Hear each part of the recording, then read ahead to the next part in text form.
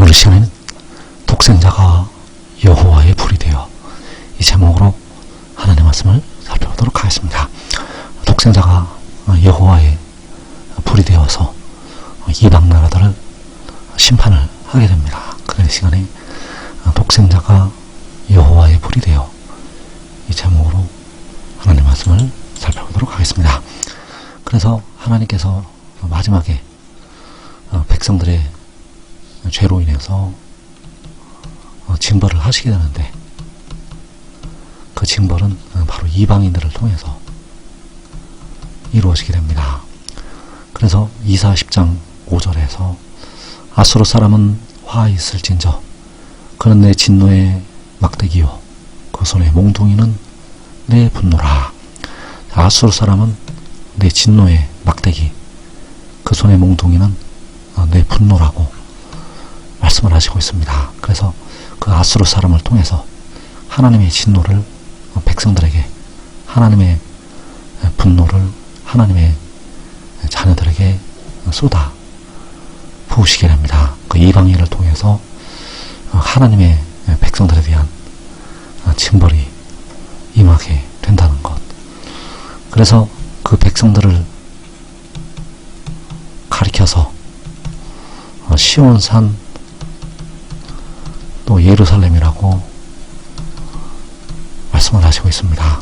이 시온산에는 아주 많은 뜻이 내포가 되어 있습니다. 그래서 하나님의 백성들, 하나님의 진노를 당하는 그 백성들을 향해서 시온산이요 예루살렘이라고 말씀을 하시고 있다는 것. 이사 10장 12절에서 그러므로 주께서 주의 일을 시온산과 예루살렘에 다 행하신 후에 아수르 왕의 완악한 마음의 열매와 높은 눈의 자랑을 벌하시리라. 자, 주께서 주의 일을 시온산과 예루살렘에 다 행하신 후에, 자, 여기에서 주의 일은 하나님의 진노를 쏟으시는 일, 하나님의 진노를, 그 하나님의 분노를 쏟으시는 일이 되겠고, 그 일을 시온산과 예루살렘에 다 행하신다고 말씀을 하고 있습니다. 그래서 이 시온산과 예루살렘은 하나님의 백성들. 그래서 누가복음 21장에서 이 백성에게, 이 땅의 큰 환난과 이 백성에게 진노가 있겠다고 말씀을 하시고 있습니다. 그래서 그 이 백성은 바로 시온산과 예루살렘, 그 시온산과 예루살렘에 하나님의 진노가 임한 뒤에 아수르를 심판을 하시게 됩니다. 그리고 이 시온산과 예루살렘은 또 다른 뜻을 가지고 있습니다. 그래서 이번에는 하나님의 남겨놓으신 한 성읍을 가리켜서 또 시온산과 예루살렘이라고 말씀을 하시고 있습니다. 그래서 이사 10장 32절에서 아직 이날에 그가 노에 서시고 딸 시온산 곧 예루살렘 산을 향하여 그 손을 흔들리로다. 자, 그가는 바로 아수르, 그 아수르가 노베에서 쉬고 딸 시온산 곧 예루살렘 산을 향해서 그 손을 흔든다고 말씀을 하고 있습니다. 그래서 여기서 딸 시온산 예루살렘 산은 한 성읍을 가리켜서 말씀을 하고 있다는 것. 여기서 시온산은 예루살렘 산은 한 성읍. 아까 시온산과 예루살렘의 주의 일을 다 행하신다고 할 때 그 시온산은 하나님의 백성들을 가리키고 있고, 여기서 아수르가 그 손을 흔드는 시온산은 한 성읍. 그래서 이 한 성읍을 하나님께서 남겨 두시게 됩니다. 그래서 이 말씀들은 결국 마지막에 이루어질 하나님의 말씀들이 되겠습니다. 그래서 이 시온산 예루살렘 산이 이 유다 땅에서, 이 한국 땅에서 남겨지게 되고, 이 시온산에서 하나님의 권능이 나가서 아수르를 심판하게 됩니다. 40장 이어지는 33절에서 보라 주 만군의 여호와께서 혁혁한 위력으로 그 가재를 꺾으시리니 그 장대한 자가 지킬 것이요 그 높은 자가 낮아질 것이며 자, 그 장대한 자, 그 높은 자 바로 이방인들이요 아수르 사람 이 마지막에 악의 영들의 역사를 통해서 일어나는 악인들 그 악인들이 심판을 받게 됩니다. 그래서 만군의 여호와께서 혁혁한 위력으로 아수르의 가재를 꺾으시게 되는데 그 혁혁한 위력이 어디에서 나오는가? 바로 시온산에서 예루살렘 산에서 그 혁혁한 위력이 나와서 아수르를 심판을 하게 됩니다.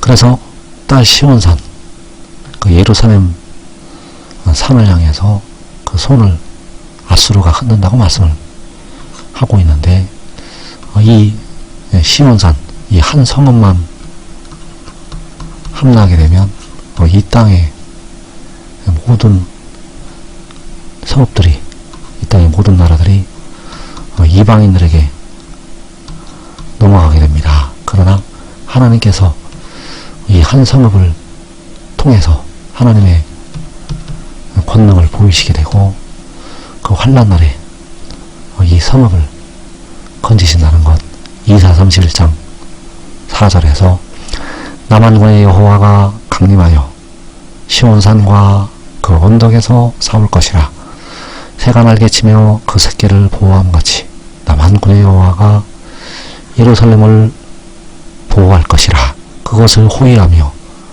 건지며 뛰어넘어 구원하리라 하셨느니라. 자, 만군의 여호와께서 강림하셔서 시온산과 그 언덕에서 싸우신다고 말씀을 하시고 있고 새가 그 새끼를 보호하는 것처럼 만군의 여호와께서 예루살렘을 보호할 것이라고 말씀을 하고 있습니다. 그래서 여기서 시온산과 예루살렘은 그 아수르가 그 손을 흔든다고 말씀하는 이 시온산 예루살렘 산이 되겠고 바로 한 성읍을 가리키고 있다는 것 그리고 하나님께서 진노하시는 백성들 그 진노하시는 백성들도 역시 시온산이요 예루살렘 하나님께서 진노하시는 백성들 그리고 하나님께서 남겨두시는 한 성읍 그래서 여기서 보호하시는 예루살렘은 진노하시는 백성들이 아니라 하나님께서 남겨두시는 한 성읍을 말씀을 하고 있습니다. 그래서 그 한 성읍에서 혁혁한 위력이 나와서 그 아수르를 심판을 하게 되는데 만군의 여호와께서 그 성읍에 생존자들을 남겨 두시게 됩니다. 그래서 그 생존자들의 독생자 그리고 의의 나무들이 있다는 것 10장 17절에서 이스라엘의 빛은 불이 되고 그의 거룩하신 이는 불꽃이 되실 것이니라. 하루 사이에 그의 가시와 찔레가 소멸되며 하루 사이에 아수르의 가시와 찔레가 소멸이 됩니다. 백성들을 괴롭혔던 그 가시와 찔레가 하루 사이에 소멸이 된다는 것. 그래서 하나님께서 불로 사라지게 됩니다. 그 가시와 찔레를 불로 심판을 한다는 것. 그래서 이스라엘의 빛은 불이 되고 그의 거룩하신 이는 불꽃이 되실 것이니라. 자, 이스라엘의 빛, 그의 거룩하신 이는 바로 그 아들이요 독생자가 불이 되어서 아수르의 가시와 찔레를 사르게 됩니다. 이사 31장 9절에서 그의 반석은 두려움으로 말미암아 물러가겠고 그의 고관들은 기치로 말미암아 놀라리라. 이는 여호와의 말씀이라. 여호와의 불은 시온에 있고 여호와의 불문은 예루살렘에 있느니라. 이는 여호와의 말씀이라고 증거를 하시고 있고, 여호와의 불은 시온에 있고 여호와의 불문은 예루살렘에 있느니라. 그래서 여기서 시온, 예루살렘은 하나님께서 보호하시는 한 성읍이 되겠고, 그 성읍에 여호와의 불이 있고 여호와의 풀무가 있다고 말씀을 하고 있습니다. 그래서 그 여호와의 불문은 성소, 그 성소에서 여호와의 불이 나오게 됩니다. 그래서 여호와의 불은 이스라엘의 빛이요 독생자.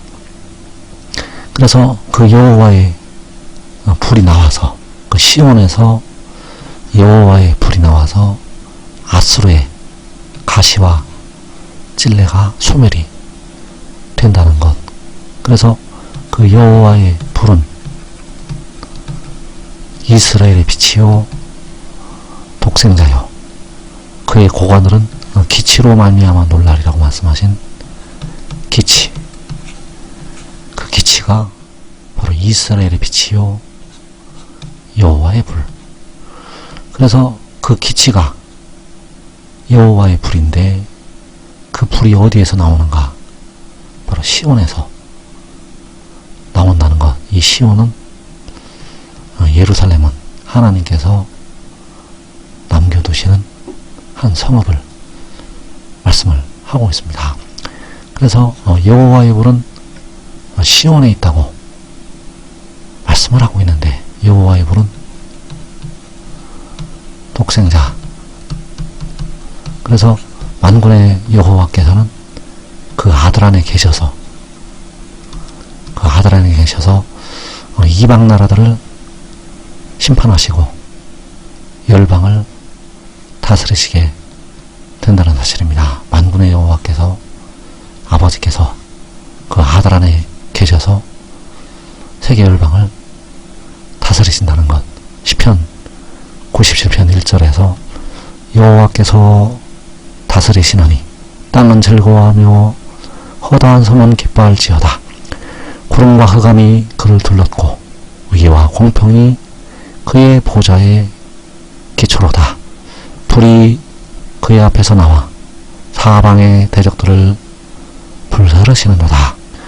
자, 불이 그 앞에서 나와서 사방의 대적들을 불사르신다고 말씀을 하고 있습니다. 그래서 그 불은 바로 여호와의 불이요 여호와의 불로 하나님께서 사방의 대적들을 사르시게 된다는 사실입니다. 그래서 불이 그 앞에서 나오게 되는데, 바로 불이, 여호와의 불이 시온에서 나오게 됩니다. 여호와의 불이 하나님께서 남겨두시는 한 성읍에서 나와서 사방의 대적들을 불사르시게 된다는 사실. 그래서 여호와께서는 마지막에 이방 나라들을 독생자를 통해서 심판하시게 되고, 또 역시 독생자를 따랐던 유다의 지도자들, 바로 의의 나무들을 통해서 사방의 대적들을 불로 사르시게 됩니다. 그래서 이사 31장 9절에서 그의 고관들은 기치로 말미암아 놀라리라. 자, 기치는 여호와께서 열방을 향해서 기치를 세우신다고 할 때 그 기치가 되겠고, 그 기치가 바로 여호와의 불이요 독생자. 그래서 그 기치가 들리게 되는데 해 돋는 데서 들리게 됩니다. 이 독생자는 해 돋는 데, 마지막에 해 돋는 데를 보내심을 받게 되고 거기에서 들린다는 것. 그래서 이사 41장 25절에서 내가 한 사람을 일으켜 북방에서 오게 하며 내 이름을 부르는 자를 해 돋는 곳에서 오게 하였노니 그 그가 이르러 고관들을 석회같이 도이장이가 지는 걸 밟음같이 하리니. 자, 그가 이르러서 고관들을 밟는다고 말씀을 하고 있습니다. 그래서 그가는 바로 그의 고관들은 기치로 말미암아 놀란다고 할 때 기치, 그 기치가 이르러서 고관들을 밟게 됩니다. 그래서 그 기치가 1차로 해돋는 곳에서, 해돋는 데서 올라오게 되고 2차로 북방의 시온산에서 내려오게 된다는 것. 그래서 그는 바로 독생자. 그래서 만군의 여호와께서는 친히 십자가를 지시고 백성들의 영혼을 속량을 하셨고, 독생자는 마지막에 이 땅에 보내심을 받아서 백성들의 썩어질 몸을 속량을 하게 됩니다. 그래서 기치가 1차로 해돋는 곳에서 올라와서 백성들을 괴롭혔던 고관들을 밟게 되고, 2차로 북방에서 내려와서 역시 백성들을 괴롭혔던 고관들을 밟게 된다는 것. 그래서 그 기치는 한 사람이요, 여호와께서 일으키신 한 사람이요, 내 이름을 부르는 자, 그는 바로 독생자. 그래서 독생자는 태초에 태어난 자, 여호와께서는 태초 전에 스스로 있는 자, 그 독생자를 하나님께서 기치로 드시게 됩니다.